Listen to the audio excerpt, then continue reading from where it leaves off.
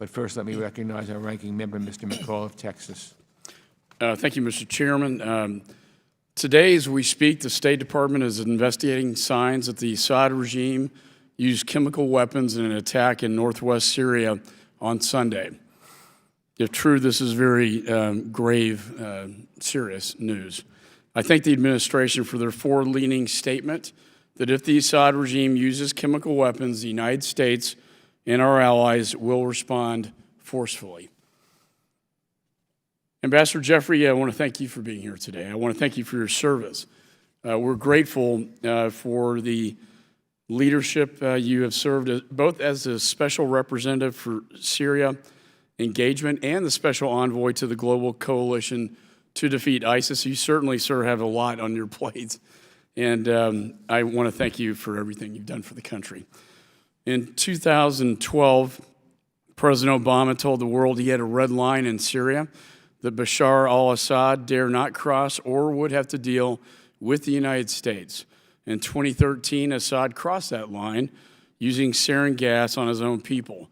And I remember seeing the vivid pictures of dead men, women, and children in hospitals and on the street, writhing in pain as they died. The world cried out against this crime against humanity, and yet the Obama administration did nothing. Because we were absent, Putin was able to intervene, and his Russian forces continued to enable Assad's carnage in Syria today. Under Assad's reign, buoyed by Russia, ISIS grew. Millions of Syrians were forced to flee, and terrorists hidden among them attacked innocents in France, England, Spain, Turkey, and northern Africa, anywhere they could go to attack in the name of ISIS. Thousands of foreigners remain in Iraq and Syria. These include ISIS fighters, their families, and children born under ISIS's rule.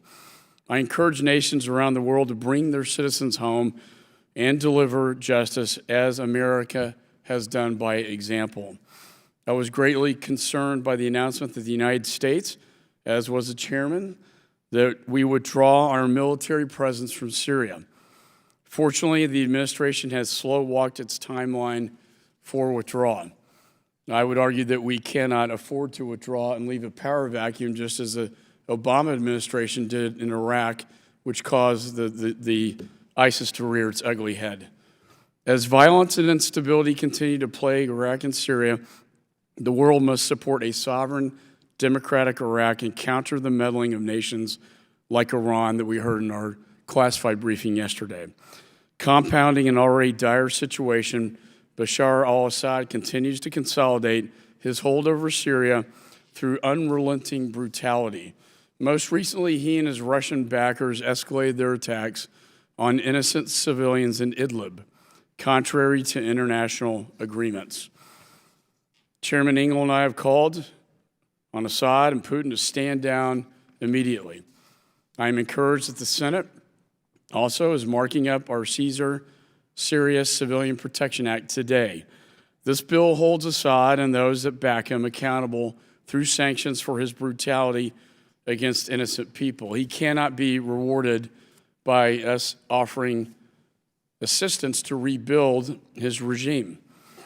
Millions of civilians have fled Assad's oppression and violence, causing devastating humanitarian, probably the most devastating humanitarian and refugee crisis in the world. Neighboring host countries have done their best to help, but are reeling from the influx of refugees, in Turkey and in Jordan and elsewhere in Europe. The United States has been a key partner in providing this assistance, but this crisis will only intensify under Assad's continued control. The United States cannot accept a butcher like Assad as the leader of Syria. We cannot normalize relations with him, and we should be doing everything we can to urge other countries similarly withhold normalization, including economic ties with Syria. Earlier this month, the New York Times published an in-depth examination of the Assad regime's vast network of prisons. Over 100,000 people entered these prisons and never came out. We saw the pictures, the chairman and I, with a man named Omar who escaped one of these prisons, and it was nothing short of a Holocaust. The world cannot and must not pretend Assad is a legitimate head of the state in Assad-run Syria should never be open for business. The problems with the regime are not only Assad himself, but his cozy relationship with Iran and Hezbollah. As this committee knows well, Iran is using Syria as part of its land bridge connecting Iran to the Mediterranean Sea.